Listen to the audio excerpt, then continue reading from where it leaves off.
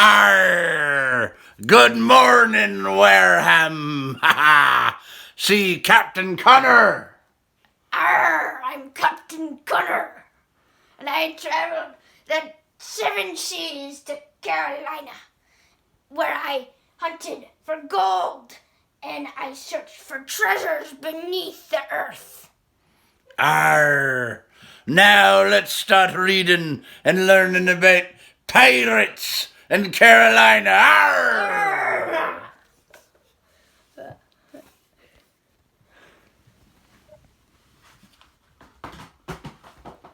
All right, I can take the eye patch off. Okay. Carolina, Dissenters and Pirates. North Carolina was different. It had tough land to tame, so its settlers were apt to be free-spirited small farmers. Many were outcasts and religious dissenters from aristocratic Virginia. In Virginia, the rich landowners were in control, and they were Anglicans. People who wanted to join the new religious sects, the Baptists and the Methodists, were persecuted in Virginia. Some moved south to North Carolina. North Carolina may have been the most democratic of all the colonies. Generally, North Carolinians minded their own business and left their neighbors alone, which may be why pirates made the North Carolina coast a base for their adventuring. Although some said it was because the pirates paid the North Carolina governor to leave them alone.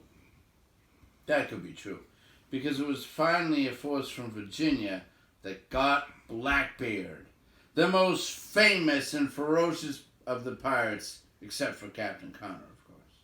Mm-hmm. His real name was Edward Teach. He braided his great black beard into pigtails, wove ribbons into them, and then hung smoking pieces of rope from his hat. At night, the pigtails looked like coiling snakes, and the burning rope gave his face a glowing, eerie look. It was enough to scare anyone, and it did scare a lot of sailors. Anne Bonny scared them too. She was a tough pirate who sailed the Caribbean and Carolina coast, and had no trouble terrorizing seamen.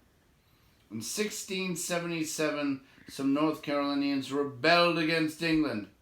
They didn't like England's Navigation Act, which forced them to pay taxes to England on goods sold to other colonies. If a North Carolina tobacco grower sold some of his tobacco to a merchant in Boston, he was supposed to pay a tax to England. Did that make any sense? The colonists didn't think so.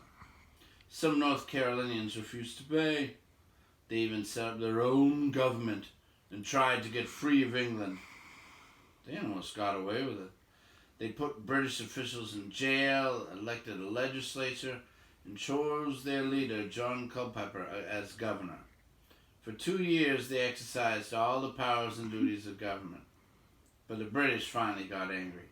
They tried Culpeper for treason. He was convicted but not punished, maybe because he was so popular.